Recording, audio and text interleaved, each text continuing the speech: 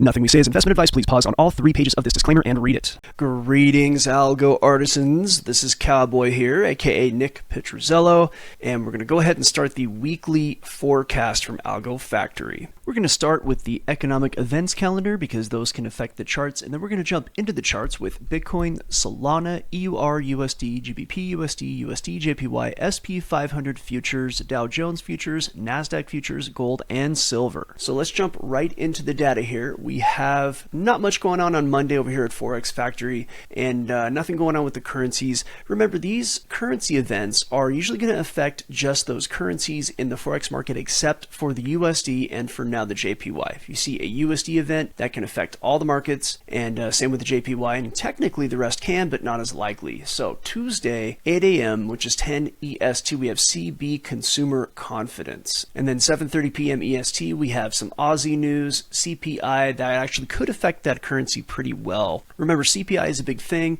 has to do with what the banks might do with the interest rates, so we want to keep an eye on that. New Zealand, similar data, their bank is going to talk, so anybody trading the Kiwi might run into some issues. 8 and 9 p.m. EST on Tuesday. Wednesday, we have unemployment claims and prelim GDP quarter over quarter, some pretty big numbers, and again, that can affect most markets, if not all. The USD at 10 a.m. EST has core PC index, and again, that's an inflation metric, pretty high impact event. FOMC meeting minutes come out on Wednesday, and that's at 2 p.m. And what that could mean is that maybe the market is a little bit slow after some of that data comes out, maybe not. It could slow down Tuesday night because this is going to reveal what the FOMC talked about on the last FOMC meeting. So it's going to be analyzed pretty heavily. We have the German prelim CPI coming out, and that's an all-day thing on Thursday, so trading the euro could be tricky because we don't know what time they're going to say the CPI, and that's important. And the Spanish CPI is coming around that same time as well. So if that data is not out on Thursday, I would be real careful trading because that is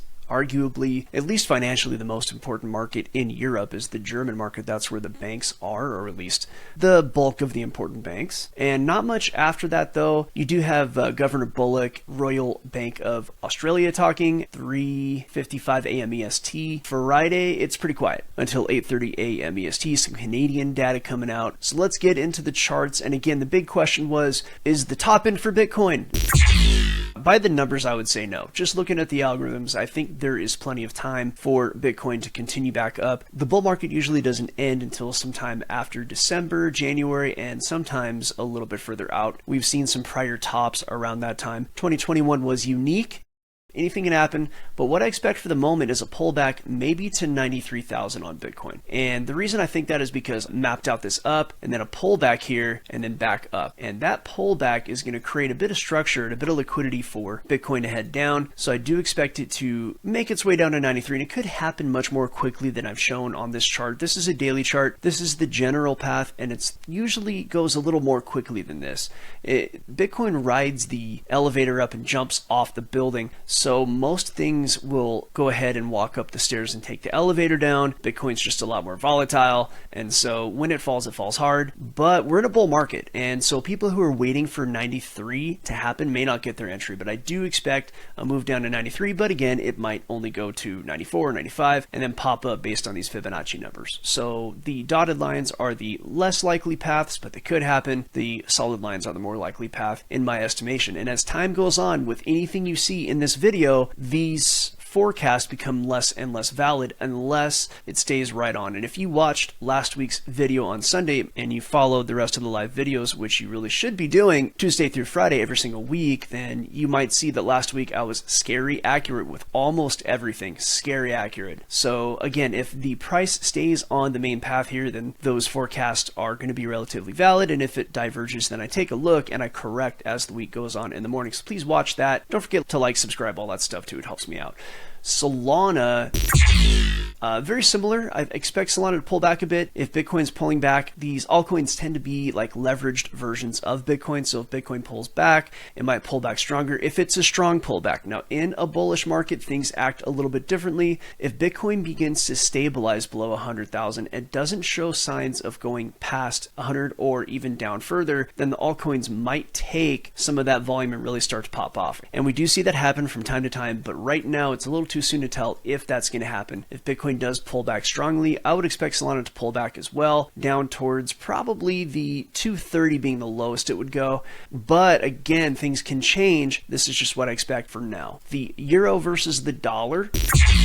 This is also going to look similar for the cable, which is the British pound versus the dollar. Those of you who watch me know that I'm primarily a Forex trader when it comes to strictly trading. And I do think we're going to see price head down a little bit. It might go up and grab some liquidity though. There's a fair amount of liquidity right in this area, and it's been going down for so long. Price might want to jump up there and grab that liquidity, or it could just continue to get pushed down. There's a lot of bearish energy in the charts. We just don't want to forget that even in a bearish move, rallies in the bearish move tend to be very strong, as evidenced right here on the way down. Nice pop up, and then it came back down. So that does happen, almost always happens. I would say always, but I never say always with anything. But I do expect this, and the cable is going to look very similar to that as well, as you can see. I do expect either a pop up to grab that liquidity up here, this little dotted line pop up, or perhaps just a continuing push down. We also might just continue to get a range in this area, but I do expect a downward slope throughout the week. USDJPY is really losing its volatility for the moment, just because it's where it is in the market. It's been moving for so long and it's so far extended that for the moment, unless we have some kind of event, I do expect to see just some sideways action within this range, whether it be this say 156.54 all the way down to say 153.21, or whether it be tighter than that. I do expect not a lot going on, maybe some opportunities to scalp low time frame, but I will be probably staying away from that pair at the moment. SP500, as far as I'm concerned, the plunge protection team is in. These charts were pretty vulnerable, especially the NASDAQ, and we'll get to that in a second. But with the SP500, price really wanted to head down. And as you can see with these big tails, these big wicks right here, there, and there, you can see that price really wanted to head down and got pushed right back up. And of course, there was some liquidity back here. Price could use to bounce. This does look like the masters of the universe do not want this to fall, so they're going to continue to press every time this heads down. And you'll notice that it's often done by killing volatility, killing the VIX as it's heading down, and that will stop the move down, and then they'll gather their resources and push it back up. That's the theory, and it's a pretty good theory, and I've seen the numbers to back it. In the meantime, I do expect it to head up. It always could pull back on the way up because we're now talking about basically a lot of money pressing this upwards. So I do have these kind of contingencies for a stronger move down, but I expect to see all-time highs by next week. Maybe not this week, maybe this week. Next week looks realistic, but for now, it might be that it only touches that high and then heads back down before it can break that. We're going to see that in the next few days, most likely. We'll keep an eye on it, and we'll talk about it in the live show every morning except for Mondays. Now, this is the Dow Jones, and it seems to be more bullish than the other indices. I do expect to see an all-time high, maybe even tomorrow, and a break up to about 45,750. That's what I expect to see, but it may not happen. It could reject at the top, and again, there could be a market event. Whatever may happen, we'll see as it goes, but the solid move up to 45,744 is what I'm expecting for this week. NASDAQ seems to be the weakest of the indices right now, and that's probably because it was the strongest of the indices going through most of the year, so it might be taking its breath. We've been talking about that every week, and for the moment, I do expect it to maybe reject off of about 20,800, but then again, it may not, right? It could just go sideways, it could inch its way up, and right now, again, there's not a lot of volatility. There seems to be some vulnerability in the higher time frames, like price does maybe want to take a stronger pullback, but then again, all the 401k money and everything else is going into these things, and it looks as if they're going to prop it up for now. And if that changes, it'll be very evident in the charts. For the moment, that's what I expect. Now, gold made a heck of a comeback. This is strong. When the election happened, you'll see that everything headed down with metals, and gold went down, touched 25.30. I did not expect for it to rally as quickly as it did, but it is rallying very quickly. There have been some events internationally that are stoking some fears of war and things like that, and political instability is good for metals prices. I think it's a terrible thing, but if you're trading, you just got to take advantage of the world that exists, and it really is rallying up. So I do expect 2,800 to be broken, maybe this week, maybe next week. We'll see what happens. It might be that more events happen to change the trajectory, but as it stands right now, I expect it to either go like straight up to the all-time high or wag up to that all-time high and eventually break it. That's what I expect.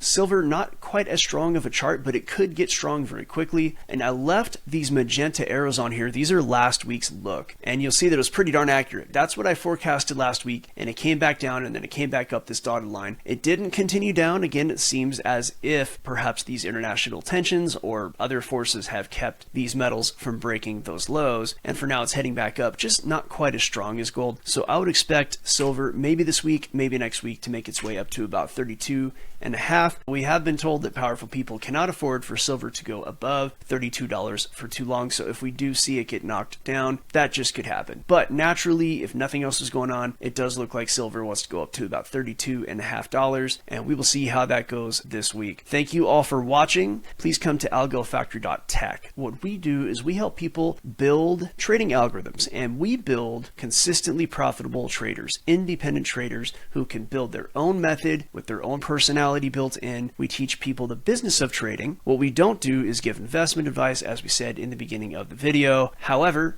4 days a week, we trade live. People can watch myself and watch via the Gorilla, and we will go ahead and take our trades in front of people. And they, of course, can do their own research and use that as part of their research. Either way, we are absolutely killing it. Last week was so profitable for me. It was beautifully profitable, and not just because I hold crypto and it went up, but I took some pretty solid trades. And again, one of them, or at least two of them, I think, I took during the live lab that everybody on YouTube got to see. So you can go back and watch last week's shows, which are 10 minutes long maybe, and see the trades I took. So the proof is there. And then there are that many more in the private live lab that I got to take and Algo Factory got to watch me take. So it's pretty awesome. Come on over, algofactory.tech, trade like a hedge fund pro, and we'll see you Tuesday morning.